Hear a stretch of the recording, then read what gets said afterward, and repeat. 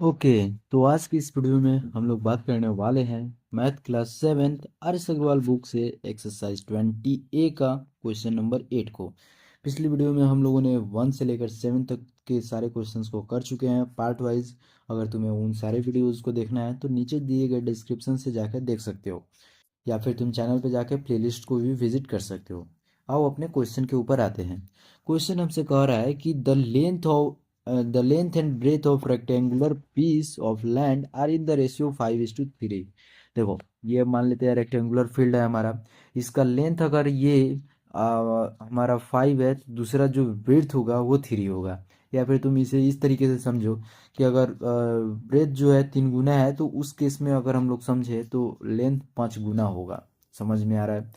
तो अगर ये 5:3 दिया है, यानी पहला लेंथ का है और दूसरा ब्रेथ का है। ये बात ध्यान में रखना। कह रहा है कि if the total cost of fencing it at 24 rupees per metre is equal to 9600 या फिर 9600। ठीक है, find its length and breadth. देखो, क्वेश्चन कुछ नहीं है, बस थोड़ा सा लॉजिक का बात है। क्वेश्चन कह रहा है कि लेंथ और ब्रेथ का हम लोग एक्चुअल तुम्हें वैल्यू नहीं बता रहे हैं, केवल रेशियो बता दे रहे हैं। तुम्हें निकालना है अगर इसका लेंथ और ब्रेथ, तो तुम्हें जो है पहले हम लोग दे दिए कि 24 मीटर पर मीटर के अनुसार से फेंसिंग हो रहा है, और टोटल रुपीज जो लग रहा है वो तुम्हारा 9600 लग रहा है। तो अब यहाँ से तुम कैसे निकालोगे वो तुम सोच समझ के निकालना। तो देखो, कुछ नहीं है। अगर ये बात हमें पहले जो है, अगर तुम इससे पहले वाले क्वेश्चंस में देखे होगे तो तुम्हें दिखा होगा कि 80 रुपीज़ पर मीटर, 19,200 कुछ याद आ रहा है? हाँ, तो बस उसी तरीके से ये भी है। लेकिन उस केस में क्या करना था हमें, कि हमें जो है विड्थ दिया हुआ था कारपेट का, और हमें जो है रूम का विड्थ निकालना था। तो उस केस में अगर हम लोगों को cost of length of carpet into में अगर हम लोग मल्टीप्लाई कर देते पर मीटर को, ठीक है, या फिर लेंथ ऑफ कारपेट को मल्टीप्लाई कर देते कॉस्ट ऑफ पर मीटर के अनुसार से, तो टोटल कॉस्ट ऑफ कारपेंटिंग हमें निकल जाता था। समझ में आ रहा है? तो उस अनुसार से हम लोग जो है आगे करके सॉल्व किए थे। लेकिन इस केस में हमें जो है ऑलरेडी बोल दिया है कि टोटल कॉस्ट ऑफ फेंसिंग जो है वो 9600 है, और 28 रुपीज़ पर मीटर के अनुसार से है। तो यहाँ पे हम लोग क्या करने वाले हैं वो समझो। देखो, इस केस में अगर हम लोग ये मान लेते हैं एक रेक्टेंगुलर पीस ऑफ लैंड बना लेते हैं, ये हम लोग रेक्टेंगुलर बना लिए हैं। ठीक है, अगर ये जो रेक्टेंगुलर लैंड है हमारा, ठीक है, अगर इसका फेंसिंग करने का मान लेते हैं इसमें कुछ हम लोग जो है यहाँ से लेकर ये पूरा वेल एरिया जो है हम लोग फेंसिंग करा देते हैं। समझो टाइल्स लगा ले रहे हैं, ठीक है। तो टाइल्स लगाने के लिए हम लोग कुछ ना कुछ पैसा तो देते हैं लेबर को। तो बस उसी लेबर के पैसा को हमें यहाँ पे बोल दिया है टोटल कॉस्ट ऑफ फेंसिंग। यानी हमें पूरा ये इसमें टाइल्स लगवाने का कॉस्ट पड़ रहा है 9600 रुपीज़। समझ में आ रहा है? अब इस रुपीज़ को जो है हमें बताना है कि ये जो हमारा एरिया था लैंड का, वो हमारा कितना लेंथ का था और कितना ब्रेथ का था। बस यही बता देना है, दूसरा कुछ हमसे पूछा ही नहीं है। तो सबसे पहले हम लोग देखो यहाँ पे क्या लिखेंगे। सबसे पहले तो हम लोग यहाँ पे लिखेंगे कि एक फार्मूला होता है कि अगर पेरीमीटर को अगर हम लोग मल्टीप्लाई करते हैं किससे, टोटल कोस्ट फॉर 1 मीटर के अनुसार से, तो टोटल कोस्ट हमारा निकल जाता है। ठीक है, तो total cost of fencing by rate of fencing अगर हम लोग कर दे तो वो हमारा हो जाएगा पेरीमीटर ऑफ रेक्टेंगुलर फील्ड। ठीक है, तो ये हमारा कहाँ से आता है, वो यहीं से आता है। Perimeter into rate of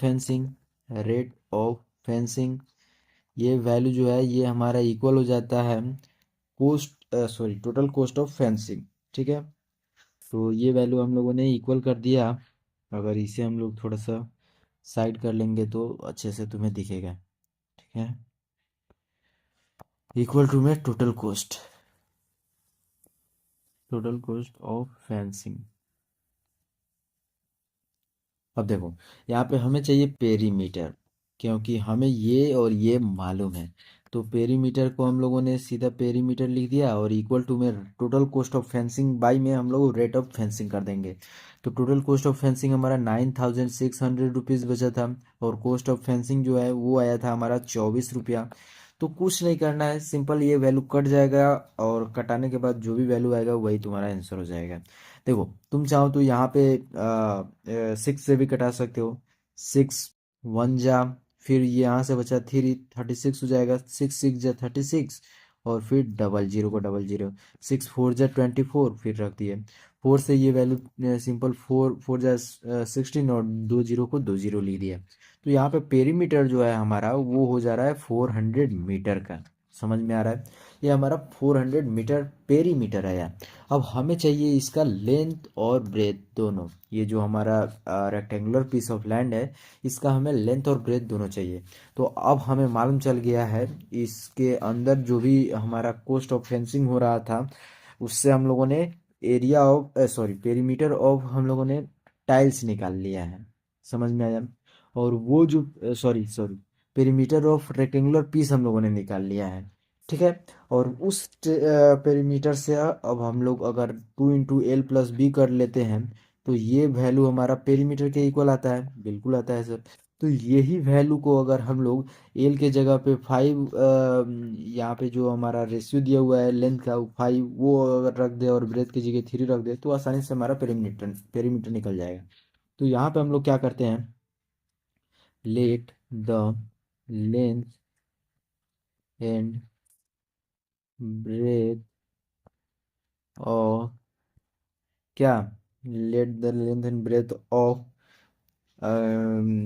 land या फिर रेक्टेंगुलर लैंड, रेक्टेंगुलर रेक्टेंगुलर यहाँ पे लिख लेना है लैंड बी। यहाँ पे कर लेने के बाद हम लोग क्या लिखेंगे, 5x एंड 3x रेस्पेक्टिवली लिख लेना ताकि अच्छा से समझ में आए कि कौन पहला लेंथ है और कौन ब्रेथ है। समझ में आया? ये रेस्पेक्टिवली का मतलब हो गया ये पहला लेंथ और दूसरा ब्रेथ है तो ये 3x दूसरा हो गया। समझ में आ रहा है? अब देखो यहाँ पे हम लोग लिखेंगे क्या, perimeter. Perimeter is equal to में हमारा 2 इंटू L प्लस B। तो L हमारा जो है मालूम चल गया 5x तो 5x रख दिया। फिर ब्रेथ हमारा मालूम चल गया क्या, तो 3x। तो 3x को हम लोगों ने यहाँ लिख दिया। 400 मीटर जो है पेरीमीटर आया था। यहाँ पे 2 इंटू 8x करना पड़ेगा तो 2 इंटू 8x कर दिया हम लोगों ने। अब देखो ये 2 से ये 400 जो है 200 मतलब में चला जाएगा। और फिर x का वैल्यू हम लोग अगर निकाले तो 200 बाई में हमें करना पड़ेगा 8। और यही 8 जो है हमारा वैल्यू बता देगा कटाकर कितना आ रहा है x का वैल्यू। तो 4 से कटा दो, 4 5 जा 20 और 0 का 0। 4 2 जा 8 और 2 से फिर ये वैल्यू 25 मतलब में कट गया। यानी 25 मीटर जो है हमारा सॉरी 25 जो आया वो हमारा एक्स का वैल्यू आया। ये हमारा आंसर नहीं है, ये बात मत लिख देना यहीं पे आंसर। समझ में आया? ये एक्स का वैल्यू निकल कर आया है। और जबकि हम लोगों ने लेंथ और ब्रेथ 5x को माना है और 3x को माना है। तो यहाँ पे अब लिखेंगे so length is equal to 5x। तो ये हमारा हो गया 5 इंटू में 25। ठीक है। और यहाँ पे ब्रेथ इज इक्वल टू हम लोग क्या लिख देंगे, 3x। तो 3 इंटू में 25। तो पहला तो हो गया 125 मीटर और दूसरा हो गया हमारा 75 मीटर। पहला का 125 लेंथ का मीटर हो गया और 75 मीटर ब्रेथ हो गया। और यहीं पे जाके ये सारा का सारा क्वेश्चन हमारा समाप्त होता है। तो यहाँ तक देख चुके हो तो वीडियो को लाइक कर दो, चैनल पर नए हो सब्सक्राइब कर दो। मिलते हैं अगली वीडियो के साथ जिसका लिंक तुम्हें डिस्क्रिप्शन में मिल जाएगा। तब तक के लिए